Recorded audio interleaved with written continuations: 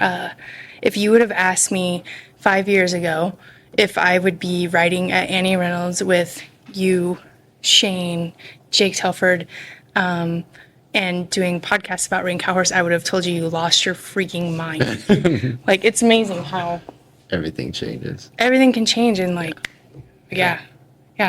And the cool thing is, it's just like people like you guys that open up your doors. Like, you guys let me come and ride with you. Like, that's something I never in a million years You kind of thought. worked your ass off that day.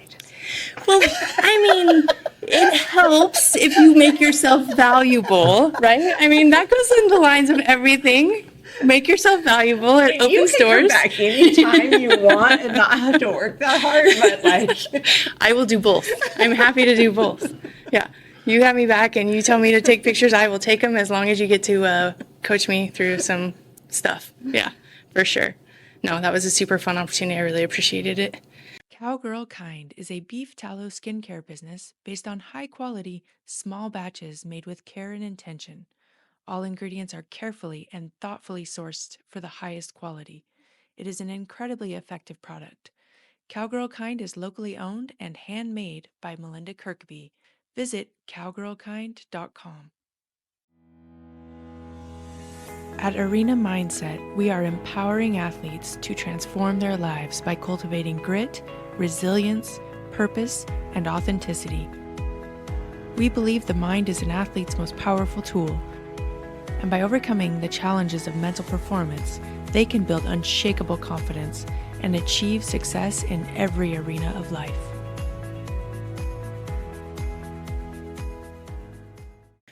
Hey guys, thanks for tuning in. We're here today with Flint and Bea Lee of Lee Stock Horses out of Fallon, Nevada. And we're here at the Idaho Horse Park today, getting ready for the Idaho Ring Cow Horse Show.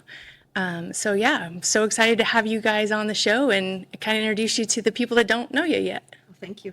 Yeah. Absolutely. Yeah, it was, you were one of the first people I thought of when I started doing this project. You guys have been super kind and gracious to me and become friends. And I've had the opportunity to actually come ride with you, and it was such a cool experience. I really, really enjoyed it. And I think you have a lot of coaching experience that you can share with all of us out there. And the nice dynamic of this is, you're also a non-pro, so you can talk to the things non-pros experience. So it's a great dynamic, and I really appreciate you guys being here. Thank you. Thanks you. for having us. Absolutely. So you're at the Idaho Horse Show. What do you got going on this week? Who'd you bring? We brought 10 head and a lot of non-pros. But that's kind of the way we roll. Yeah. So Yeah. we always have a pretty big entourage with us, and we have a lot of fun. But we want changes. No. No. Yeah, you guys, you do have a really big non-pro program. We have great non-pros. Yes, it seems that way. Yeah. Yeah. They're a great crew. It's fun with them, and we try to keep it light and everybody involved with everybody. If there's a bad egg, they don't stay. I really feel like it's important for us to be a group, and for our non-pros, when one of them's in the arena, they better all be up there making sure that they don't need anything. Like, and same thing when I go in the gate, like they're all there. Everybody's pulling my boots off when I ride out and letting me go watch my video, and everybody pitches into clean stalls, and that's how we roll. It's a real team atmosphere. And we've never really had to like ask anybody to do that. Like, it's just like everybody, Yeah. and that's, We all chip in and work and have fun, and then we go barbecue and eat dinner and I go to love bed and that. start over. I love that. This is supposed to be fun, and it's supposed to be a community. Right. Yeah. And I think that is a very important part of this. Like, yes, we all want to win. We all want to be very competitive. But at the end of the day, this is these people, their release. This is their fun time. And I think it's really important that we remember that as trainers, that we keep that their goal, to have a social life and to get away from work for a minute and get your mind somewhere else and enjoy yourself. And Absolutely. if they're not enjoying themselves, why are they spending money on me? Yes. Yes. I love that mentality. I mean, as a working non-pro, I can tell you that I don't take vacations. Like being here at the horse show, even though I actually am working now at horse shows, but it is my only vacation. Right. And so And it's not relaxing. no, it's so stressful. It's a lot of work. I could go to Mexico for a week for what I spend in most cases. Right. Like it's and if you go there and it's, I mean, granted, I want to come here and I want to be focused on my horses and winning, and if possible, and by winning I don't mean winning first place, I mean winning that run, making progress on that horse, whatever the case may be. But at the same token, by gosh, I would like to hang out with my friends and Right. yeah, Right. and have a And good time. support each other and encourage each other and be there. Like, Yes. Yeah. Yeah, I love that atmosphere, and it's really apparent even just watching your group from the stands. You can hear each other cheering for each other. It's a good vibe. Yeah. Thank you. Yeah. That's great. So, what kind of brought you to that conclusion in your coaching mentality? I mean, is that something that maybe you were taught through a mentor, or is that something that's just your personality? That was very much Barbara, the gal that helped me. I mean, she's my hero. Barbara Hodges. Hodges, yes. And she was very much, like, these people are spending a lot of money on us. They need to have fun. We need to make them competitive, and they need to ride nice horses. And so those are kind of my goals right there with my non-pros, is like A, B, and C.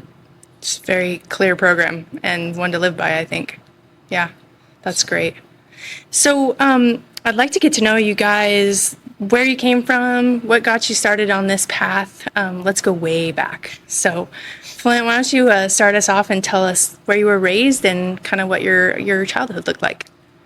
I was raised in Fallon, Nevada. I'm a fifth generation on both sides of my family from Fallon. We don't really leave ever. I left for college for a little while. It was terrifying. No, I'm just kidding. It kind of was the first time. My family on my mom's side, my family came from Spain. Came here and worked as sheep herders until they got enough money to buy their own sheep, and then eventually cattle, BLM permits, Wow. the whole 9 yards. Then all the way down to my mom high school rodeoing, and then Was your us mom the first rodeoing. one to high school rodeo in the family? Yeah, on my mom's side, and then. So was your mom born in Spain? And then No. No. No, my great grandfather was born in Oh, Spain. okay. And then everybody else was born here. But Nice. your mom was born out. Yes, she was born out on the mountain. Out on the mountain. What does Yeah. that mean? Where the BLM permits were, like. Okay, like literally- during the sheep camp. Yep. Yes. Oh, love that. Literally out on the mountain. And then my grandma actually sent her to town when she got old enough to go to school to live with some friends. And my mom called her Gaggy. Gaggy took care of my mom. And like my mom viewed her as her mother for quite a Wow. while, and went to church and the whole 9 yards, and then went back out to the ranch all the time, but yeah. Wow. And then on my dad's side, farming, construction, mill working, that was kind of their lifestyle. My grandfather was a construction worker for a lot of years, and actually my great grandfather on my dad's side, he started the high school rodeo program in Nevada. Really? And he took the first set of kids to the high school finals. He loaded them all up in a stock truck. And Right. What? Can you imagine? Yeah. He But had, tell them how they hauled them. yeah, they had too many kids, between the rough stock riders and the timed event kids. They had so many kids that he drove the stock truck and had the front of it all piled with kids, and then they put a whole bunch of them in the manger of the stock truck. And that's how he got them all back to the high school finals the first year. Oh, that's amazing. I And love not that. approved Not nowadays. OSHA approved. We don't recommend. Yeah. And my great grandma and my grandma, they did all the concession stands and stuff to raise money at the high school rodeos to send those kids back to the high school finals, so that because they wouldn't have got to go any other way. Right. So rodeo was a strong suit in my family. Sounds like it. And yeah, so I mean, we grew up, you know, with our cattle and everything, and rodeoing, and that was kind of our lifestyle. And Did both your parents rodeo as well? yes, Yeah. until their senior year of high school, and they had to quit because my brother was on the way. Oh, well, that'll do it. You know, kids, they just redirect your whole path. That's for sure. Well, that's cool. So what events did they do? My dad rode bulls and team roped and calf roped, and my mom ran barrels and poles and tied goats and team roped and breakwayed. All And around. Poppy was a bullfighter, yep. right? At And- that time. And Oh, then wow. Kitty did too. Yeah, my dad and my grandpa, they fought bulls at all the rodeos. So, and my grandpa was the national director from Nevada for, gosh, like from the time my dad was in there till probably 6 years after I was in there. So, like, I'm gonna say 30 something years. He was the Whoa. national director. So And- essentially, you guys just brought the whole rodeo. yeah, yeah. Like you just showed up and there was a rodeo. And that explains, I think, a lot of like when we're at our horse shows, it's like, come on, come Yeah. Like, Yeah. My Yeah. family kind of took in all the orphans always. it's not necessarily orphans. It's like he doesn't know how to cook a small meal, so it's like, come on, we have lots of food. Oh, that's amazing. I love that. Yeah. So that was, yeah, definitely a part of your foundation. And Oh, yeah. I'm assuming, like, did you start from junior rodeo? And Oh, for sure. Yeah. Junior rodeoed all the way up. And then when I got into high school, you know, I cut and steer wrestled and calf roped and team roped. And Everett Jones is who we got our cutting horse from. And I was starting some colts before that and stuff, but just very Yahoo, here we go. And Everett helped me with some colts and that sort of thing. And that's kind of how I started understanding a little bit. yeah. So I once heard some stories about your high school rodeos and your collegiate rodeos, and something I really loved to hear was who your hazer was Oh, he was. in high So school. in high school, my hazer was my mother, and I she love pushed that all my so calves in the much. calf rope, and she turned back for me. My mother was not the typical high school rodeo mother. I love that she so hazed much. for nearly all the kids in the state. Really? We took a separate horse just for her to haze on, and he was wore out every rodeo. Like, He paid his dues. yeah, she hazed for almost every one of them, and she was And very she was good very, at it. yeah. Yeah. Like when we went back to the high school finals every year, there was a Canadian guy that hazed, and him and my mom got to be friends kind of back there. And when his son graduated and mom was still going, he sent all the Canadians to my mom to haze for them when we were back at the finals, because he's like, you need to go find this lady. Her name's Tammy Lee, and she's really good at her job, and don't go find anybody else. So, Wow. Well, even when JC started Yeah. bulldogging, like Tammy came out and was Oh. like, she would coach, Is that one of your Jace- nephews? yes, Yeah. yeah. would coach his dad, like, because like Tammy wasn't going to the rodeo show, she would coach, Steve, like, hey, you need to get there, and like, and then she's like, okay, just let me do it. And never mind. Get off. I'll do it. Hey, a No, good but she's hazer. taught, like Yeah. she's taught, so yeah. And it can make or break a run real fast. I mean, Yeah. a good hazer is worth a lot. We for had sure. to make her a shin guard because she caught too many horns in the shins. She was serious about it. Yeah. Yeah, your mom had no fear. Like her saying was like, "Go fast, take chances." Like Yeah. that was her. Like, I love it. yeah. So did she ever enter into the rank house world or the Oh, cutting for house? sure. Yeah. Yeah. Yes. And she went down the fence like she hazed. So I'm just gonna say, like, you are one of my favorite people to watch go down the fence because you do it like it's gonna happen. Like there's no like second thoughts. There's no question. Like you never hesitate, and you're safe and you're in control, and it's beautiful. But I feel like maybe you got a little of that from your mom. Like you're gonna for sure. go get it. Yeah. Yeah. Yeah, there's a little bit of Basque running through my veins. Yeah. It's fun to watch. I'm always excited to watch you go down the fence. Yeah. So you high school rodeoed, and then where did you go to college?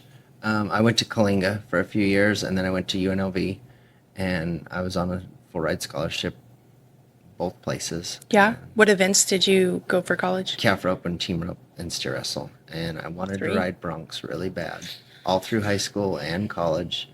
And my mother threatened me with my life if I got on a bronc. She's a smart woman. But I did eventually get on. Did you get on some? How'd Yeah. that go for you? He So, lost. Was funny mom right? story. Funny story. We are at the Eureka County Fair one year, and I entered. The guy that was working for me, he entered, and I'm like, I'm entering. I'm out of school. Like, I'm a big kid. I can do this. So how old are you at this point? 25-ish. Old enough to know better. Yes, I'm old enough that I Yeah. can do this if I want to do it, you know. My mom throws a fit, and I have to draw out because she's just having a stroke over this. Like you have to understand, Tammy. Like you do not like go against her will. Like, if she says no, like It means no. it means no, or else your life may be in danger some other way. She might have been saving you a lot of heartache Well, down the road. So I go back behind the chutes to help Matt get on. And the stock contractor was a guy that I college rodeoed with. And he hollered, I have another horse in the back if somebody wants to get on. And I looked back there, and it was one of our practice horses from UNLV. And I had picked up bucking horses there for them, so I knew the horse, and I'm like, run that son of a bitch. I'm getting on. I'm like, Matt, get your saddle. I didn't even have my saddle back there. I jumped on his saddle, and we go bucking out across the arena, and halfway. Uncle Jim was there, right? Yeah, my uncle was there to And put. Uncle Jim rode broncs. He rode like he broncs was a good. lot. So he's helped you get on. So he helped me get on and all the things, and we And go- he was scared to death. He's like, your mom is going to kill me. I did not help you saddle this son of a bitch. I You had did it nothing on to your do with own. it. I wasn't Yeah. here. And so we go bucking out across the arena, and Matt's Blevin buckle breaks, and my stirrup falls off halfway through. And I finished riding him, He and, didn't fall off. You didn't come off though. Nice. and pickup man comes around, and he's like, "Are you ready?" And I'm like, "Oh no, you're gonna need to get a lot closer than that." So that was my first bronc, and then after I, got my butt chewing from mom, I got on some more after that. Did you? Yeah. Yeah. He loves it. Did it? Is it? Oh, it was fun. Yeah, it Yeah. was a great time. It scratch an itch that you now have fulfilled, or is that always in the back of your mind Oh, still? I'd would get still on get another on one. it right now. Yeah, I'd get on another one now.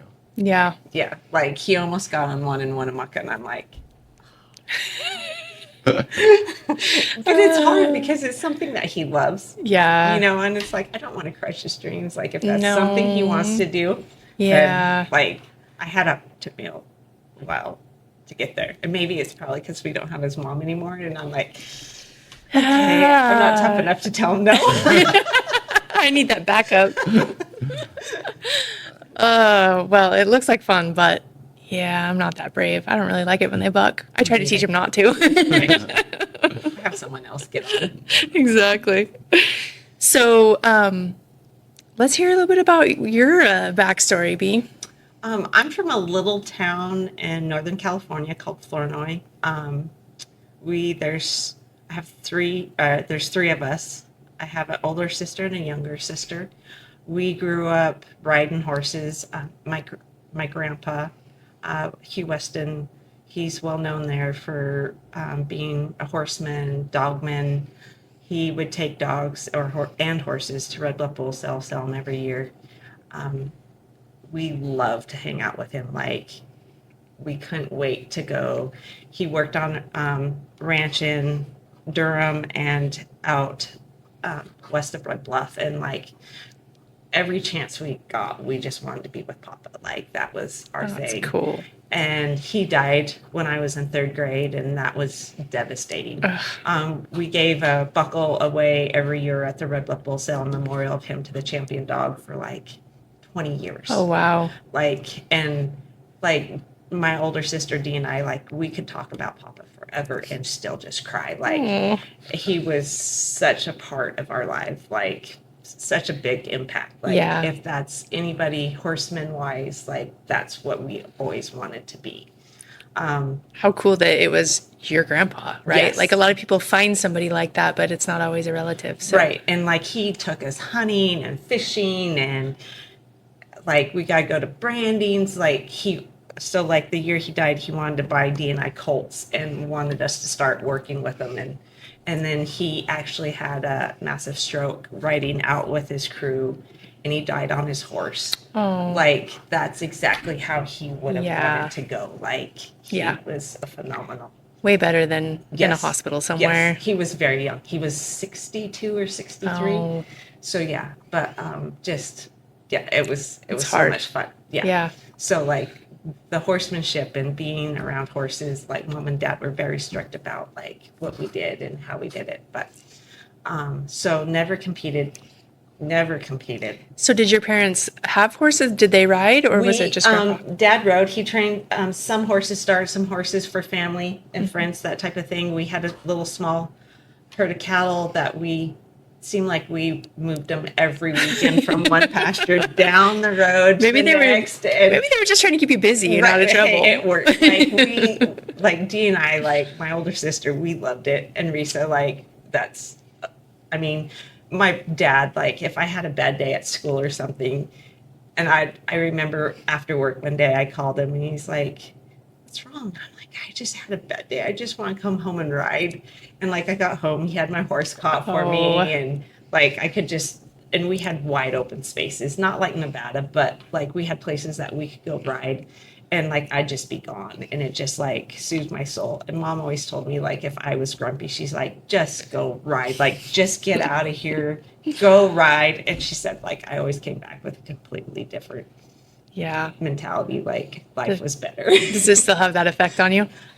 Yes. Yeah, I know it does for me too. That's probably why we never had kids. So it's like, I don't think I could imagine you if you couldn't ride. It's a long time to take off. Yeah. Absolutely. Yeah. So you grew up in Northern California, and then So I was married previously, went back and forth from Oregon to California, and then got a divorce and moved to my younger sister, and her husband was managing a ranch east of Fallon, Finch Creek, and I needed to get out of California. So I went there just to see new country, and so I was cowboying out there, like living my best life, and everybody's all, "You need to meet Flint Lee. You need to go to Flint Lee." And I'm like, and his grandpa was actually the one that was building that ranch. And then we got, they asked us to be in the ranch rodeo in Red Bluff. And I'm like, okay, now I got to call this guy, like, because I've never been down the fence. Oh, okay. And I was like, oh. So I had to get his number and call him. And I'm like, hey, I need help. Well, I think you called the right guy. Yeah, Apparently it worked out. Yeah. You're not only going down the fence well, but apparently it worked out for other reasons as well. Took a little bit convincing, but we made it. The best relationships do. You know? Take some convincing. Yeah, it's never easy, right? No. So through those early adult years, did you keep ranching? Did you rodeo? Did you compete? I did not compete until I actually met Flint. Okay. And his family. So the ranch rodeo really kicked it off then. Yeah, yes. And then so after bench, like we did the ranch rodeo, and then the ranch that I was working for, it was kind of falling apart. And I had met Flint's parents, and they're great. Like everything, it was so much fun. And they took me to a branding, and I got to meet Dina Edmonston, and I went to work for her.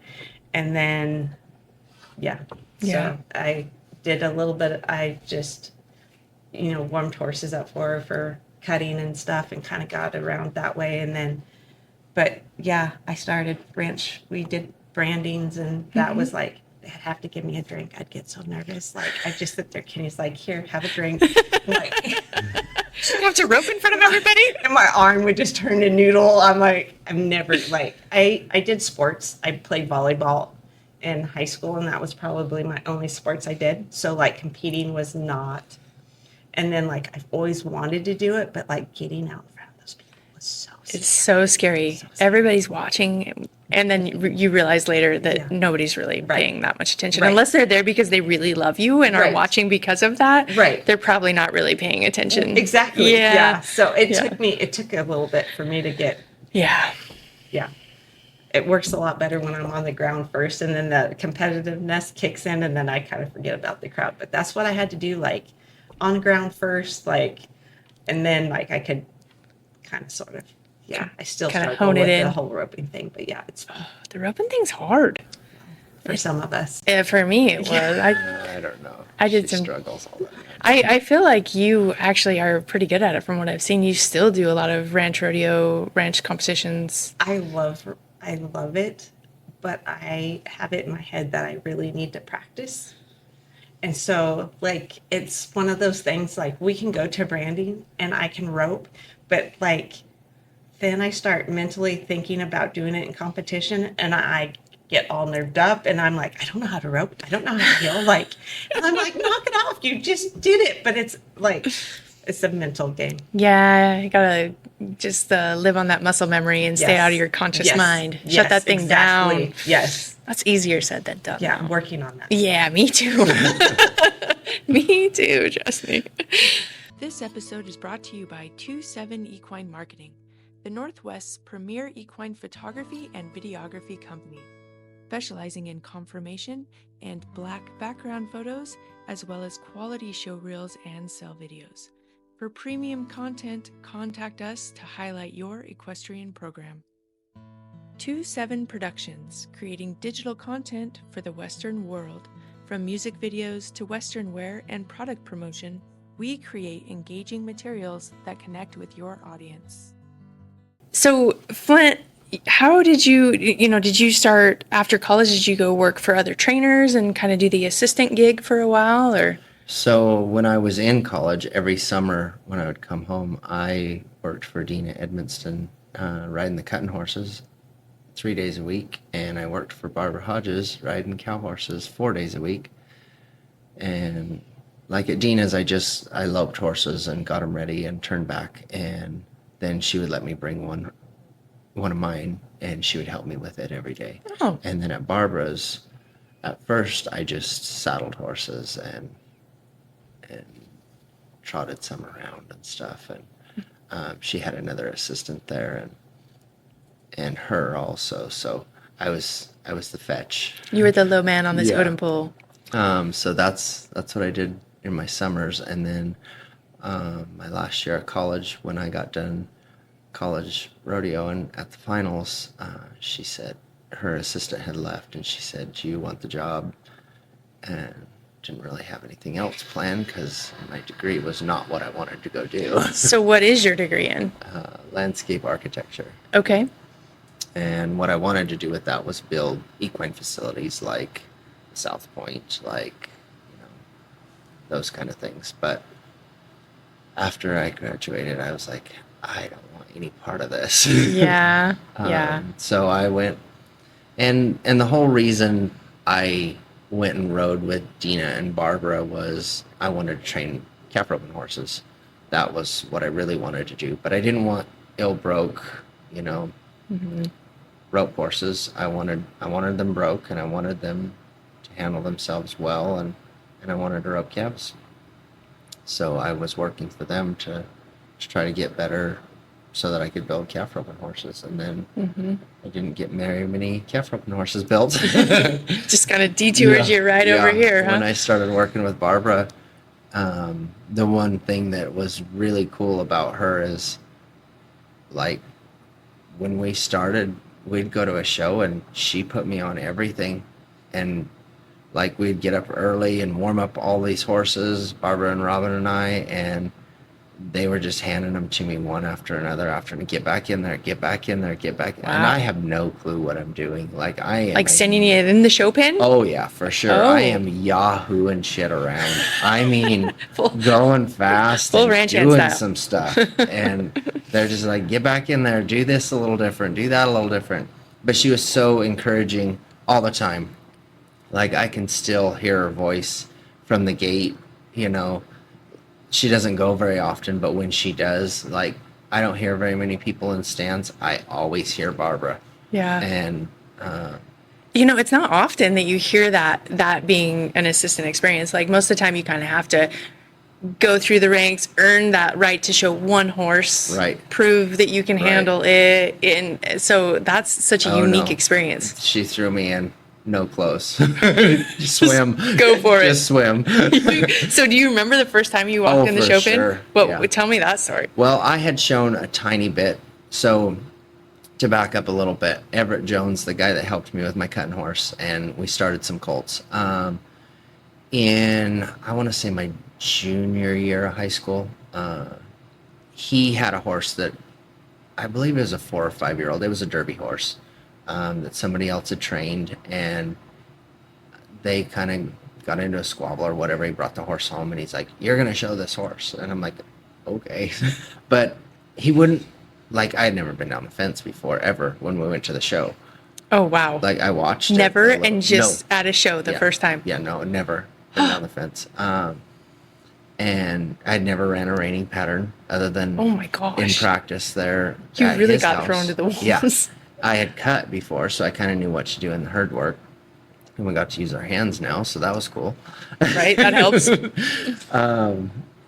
So yeah, like, and I didn't know how to change leads, but you know, he would be like, "Yeah, keep working at it, you'll get it," but never like, "Okay, move the hip, move the shoulders," you know, do Step 1, yeah, 2, no, 3. he just keep working at it, you'll get it.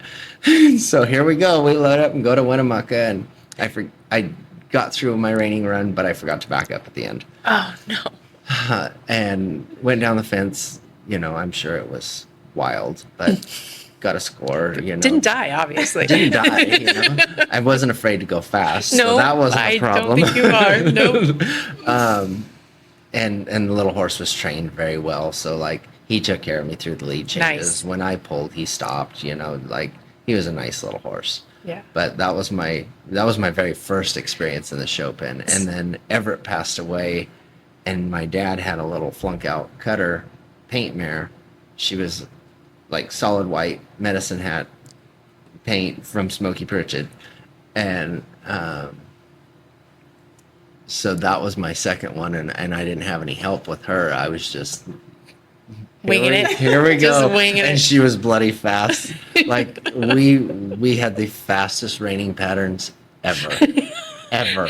I mean, like Did you hair get on fire around. Did you get there. reminded it's not a timed event? Oh, for sure, all the time. That is his favorite saying. FYI, yeah. But it was, yeah. If that mare could have screamed, we would have been screaming the whole pattern.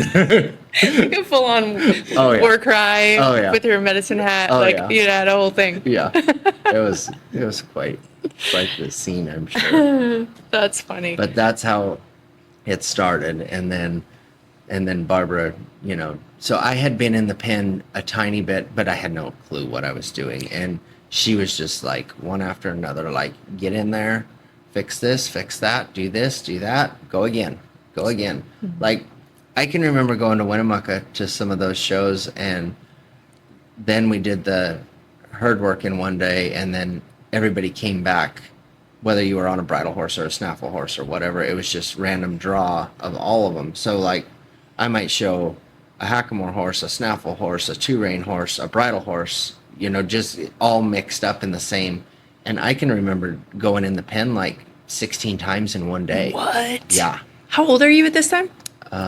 Probably 26-ish. Wow, that's a lot. So it was jump in and swim. Yeah. Yeah, talk about teaching you how to just go though, right? Like not overthink it, just Right. And there was so many benefits to that.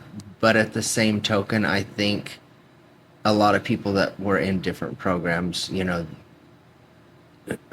had such a better foundation when they went in the pen, and were able to, like, I learned how to get through runs, How to be a showman. but I didn't know how to train that or build that. Yes. Yeah. You know, Two different and that things. was a hard thing for me, because these are all horses at this point that Barbara had been training and her other assistant, and like, I don't know which buttons to push, so we just stomped on the gas and went. Yeah. It'll sort out. Yeah. But that also, I think, led you to be able to show. A donkey. Yes. Yeah, like he could Legit, show a donkey yeah. and make it look good. I mean, and there are times that he like has. yeah. Oh, Yeah. yeah. Like the next couple years, you know, like I was nobody still in the show pen, so I had some real winners that I was trying to compete Well, I on. remember people bringing you horses like 2 weeks before a show and be like, "Here," Oh, 2 weeks. Yeah. Wow. Yeah. and I'm like, are you and gonna he do would it? go and totally get them through it. I'm like, Yeah, I don't have that skill. that was I don't think that's a great skill to have. No, I disagree with you because there's people that are great horse trainers but can't apply it to the show pen. And the fact that you like can literally just climb on something and go make it work is a skill that's undeniably valuable. Yes. Like Yes. undeniably valuable. yeah. Yeah. Well, I mean, she must have had some faith in you. Oh, for sure. Yeah. Barbara is the greatest human. Oh my gosh, yes. Yeah. Yeah. And so giving, and we did have some great horses, and we had so much fun. But yeah, it was wild for a while. And we rode so many horses. Yeah. It Really? was- not that we don't now. I mean, it's like one You after don't know another. any different. It's stupid. I'm not very smart. No, you just have a lot of energy to expel, and I see you like I see you at the shows, and then I got the experience to be at your house, and you don't stop moving. Like you're a busy guy. Yeah. Yeah, but that's okay. That's work ethic, right? Yeah. And that's part of what got you to where you're at now. So it's a good thing It's to have. not from intelligence. I know that. Well, I disagree with that. So your time at Barbara's, can you tell me of something that maybe she instilled in you that you still carry today?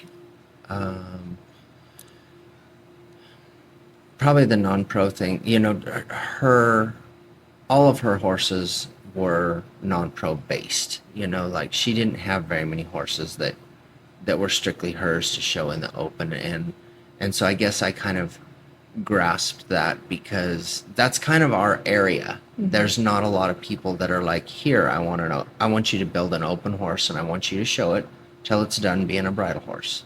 You know, that's for our area. That's not real common. Most Right. of our area is going to be build me a horse that I can show, and you'll get to show it part of the time. Right. And so that taking care of your non-pros was huge to her, because that's your income, that's your livelihood. Our job is solely based on somebody else's fun, so you better take care of that. Yeah, absolutely. I agree with you entirely. Yeah. I mean, I understand coaching people. I was a coach in one of my previous lives, and coaching people can be difficult, but it is the reality that the non-pros and the owners are kind of footing Right. the bill for this whole Absolutely. sport. So Absolutely. it's cool that she instilled that in you, and that it's something that you truly value. Like you Yeah. truly value that concept. That's great. And I think the other part is, you know, in order for Barbara to have some of her own horses to go all the way with and have some open horses to ride, she had a great stud of her own, and she raised some of her own, and those were her open horses. And I think that kind of started our whole breeding program and Yeah. all of that too. Did you work for any other trainers? No. No. Wow. Wow. So Barbara teaches you all kinds of good stuff. Well, and you did have some experience with some cutting horse trainers earlier, Yeah. and that too. And, you know, Barbara was very open-minded about riding with other people. Like, I several winters, I went down to Sandy Collier's, for a week at a time. I would go either the week before Christmas or starting the day after Christmas for a week, and she would let her help go home for Christmas, and I would help her, and she would let me bring some horses too. Oh, that's cool. And I would ride, all of her help's horses and mine, and so she would help me with that, and I went and got help with it from other cutters and Lynn Anderson, and Barbara was very open-minded about learning and keeping on progressing and not getting stuck in your ways. That's great. And I think that's something that I also picked up from her, because I still go get help from people constantly. Yes. Yeah. I think that's very admirable. I think sometimes people let their pride or their ego get in the way, and you don't know what you don't know, right? Like, it's amazing how somebody, it might even be something that you've heard before, but somebody might just say it just right that day. And for whatever miraculous reason, it sinks in. Absolutely. Right. Yeah. So I totally agree with that frame of mind of while I think that it's good for you to have your own foundation and principles, I think it's really great to go and steal tidbits from people. Absolutely. Always keep them tools in your tool bag. Absolutely, for sure. Yeah. And I know, like, when I rode with you, like, I came home with several new drills that now I'm using and I've showed my daughters so that they can use. And I try to do that frequently. I think that's very admirable quality. And sometimes I think you're seeing it more common with our open riders these days. Don't you agree? Absolutely. Yeah. I think one thing that drives me nuts about some of the open riders that say, well, I was self-taught, or I'm self-made, or that just doesn't happen anymore. Like, it doesn't.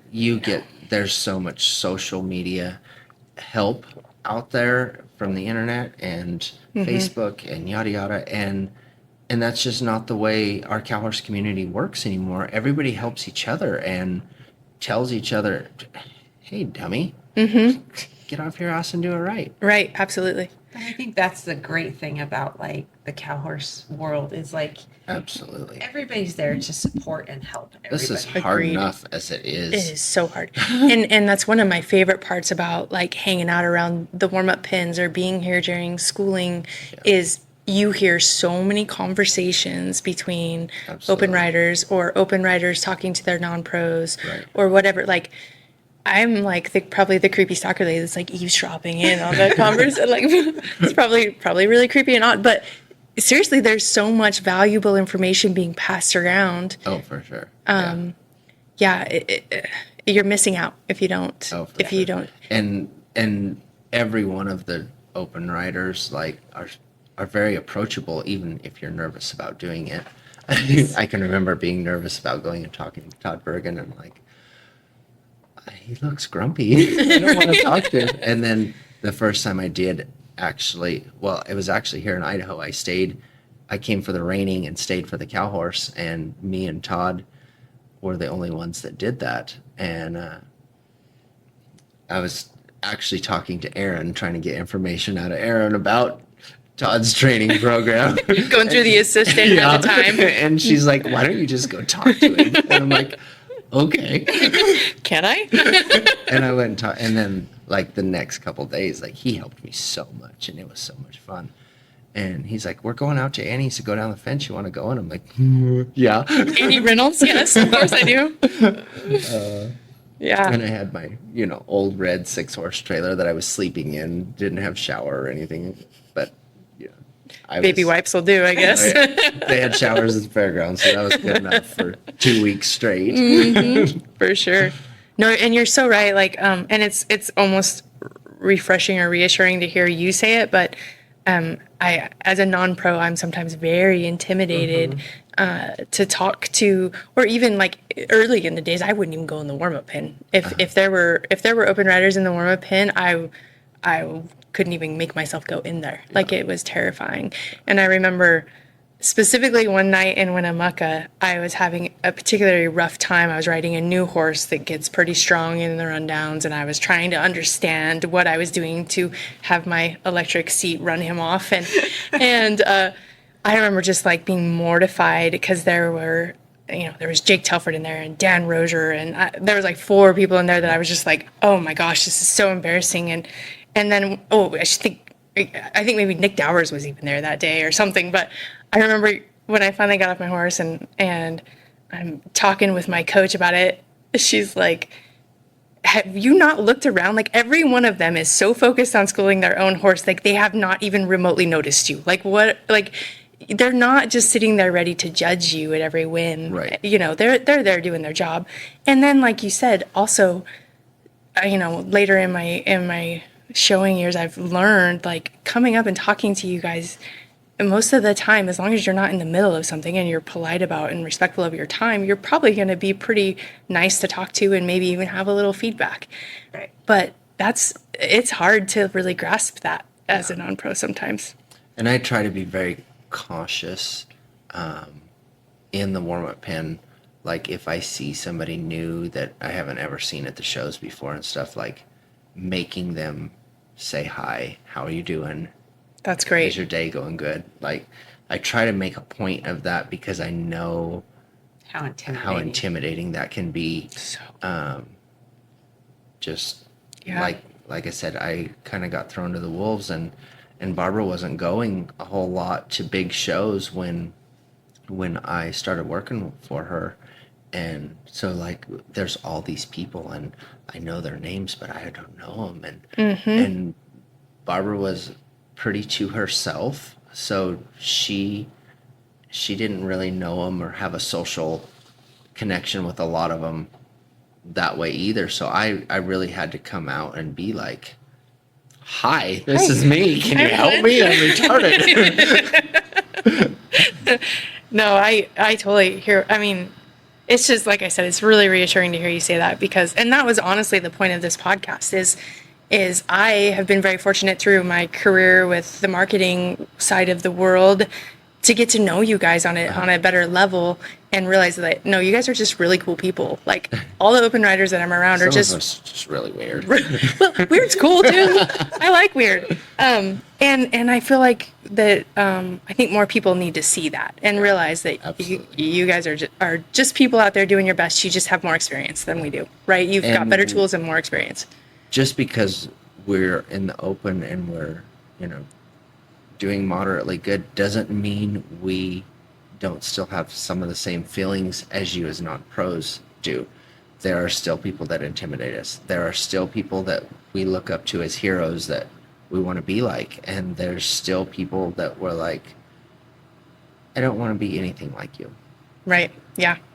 Well, and I always say, like, self-doubt is pretty universal. Like, even the guys at the top of their game experience some self-doubt from time to time. And Absolutely. it is such a human nature. And the bottom line is, if you really care about the thing you're doing, you're probably going to experience some of that. Absolutely. Yes. Yeah. Has there like a time that you can remember where that was pretty heavy on you, as a maybe a young trainer or an open rider? Yeah, there's been a lot of times. Probably the most recent was the year I took Polly to the futurity. And here I show up in Texas. I drove all the way from Nevada with my 3 horses that I'm going to show and my little bridle horse. And my best one is a reiner out of a mare that's name is Peanut Butter and Jelly. She's nothing.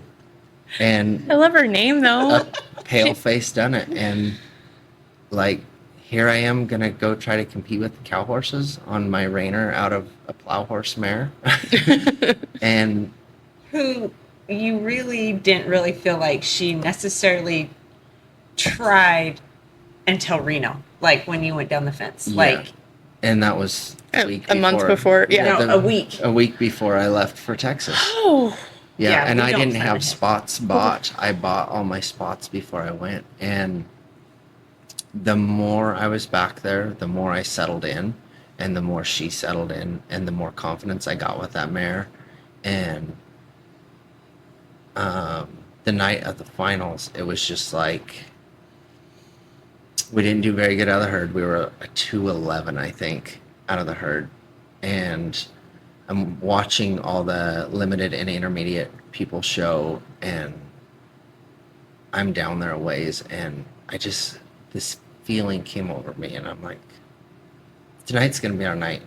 Like, it's gonna be our night.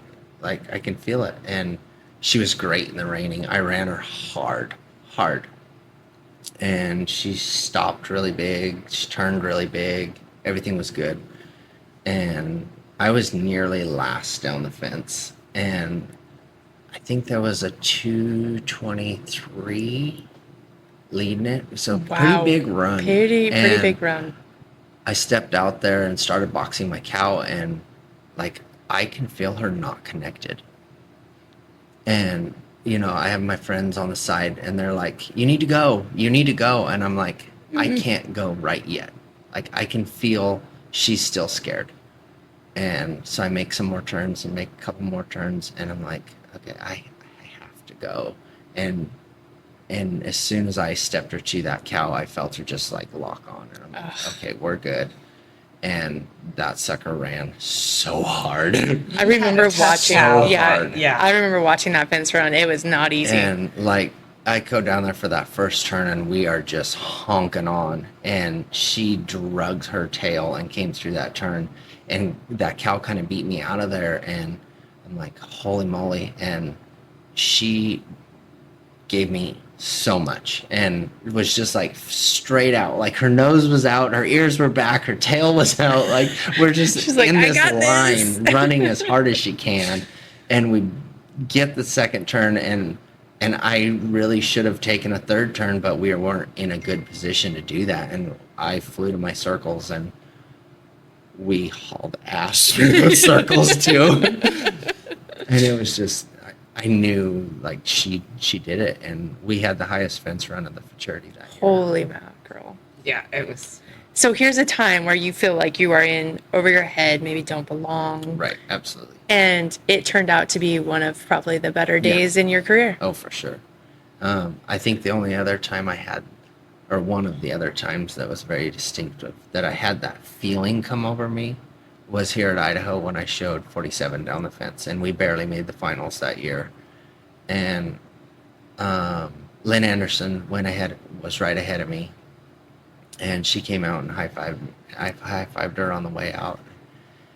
And as I'm trotting to the center, and you got to stop and turn around and face the gate that you just came in to call for your cow, and I just had this feeling like, tonight's our night. And 47 was huge that night. That was an Yeah. electric run as well. Yeah. That was pretty Yeah. fun. Yeah. So- I think the whole place exploded in here with cheers and applause. Yeah, the Fall Idaho show, the open bridle, as well as the fraternity finals are electric in here. It's super Yeah. fun. Yes. Yeah. This is like one of our favorite shows in the fall. Like the open bridal, So much much fun. Yeah. Yeah. Like and the fraternity, but like, yeah, there's something about the open bridal here that is so much fun. It's really fun. like the whole crowd is into it. It's and standing cheering. room only. Yes. Like there's nowhere to sit. People are sitting on the far side of the event center trying to even just get a sneak Oh, peek, yeah. and it's just powerful. And for, like, there's only 4 sets of the bridle usually, but it is dirty rank to try to pull a Oh, check in man. it. Holy moly. Yeah, no, I mean that show draws some stiff competition and Yeah. some really phenomenal horses. Yeah. Yeah. Yeah, for sure. It's no joke. Yeah. Yeah. It's Well, fun. and the open bridle, I mean, I just feel like there's been so much more momentum behind the bridle horses in the last few years, and Yes. you're just seeing so many more Oh, yeah. people put so much more time and money and energy into those bridle horses, Oh, yeah. and we're just creating a whole new level of phenomenal athletes. When I first started showing and going to some of the majors, I can remember, like, the big bridal classes, they might be 2 sets. That's crazy. Like, there was a handful, but there was nothing. Why do you think it went that way for so long? I mean, I feel like, maybe I have a disillusion of how this all goes, but I feel like cow horse kind of was based initially around the bridal Absolutely. horse and the vaquero traditions, and Absolutely. so why do you feel like we deterred from that bridal a little bit and focused so much on the futurity? Money. Money. Period. money was the whole thing. Like there was so much added in the rest of it that nobody wanted to spend the time to keep that horse in shape all year for maybe one or two good shows that had money involved. Now there's 15, 20 good shows for bridle horses that it made it worthwhile to ride that horse all year and keep it in Right. shape and get it tuned and Make the investment. absolutely. Hey everyone, thanks for tuning in. This episode with Flint and Bea Lee was absolutely awesome.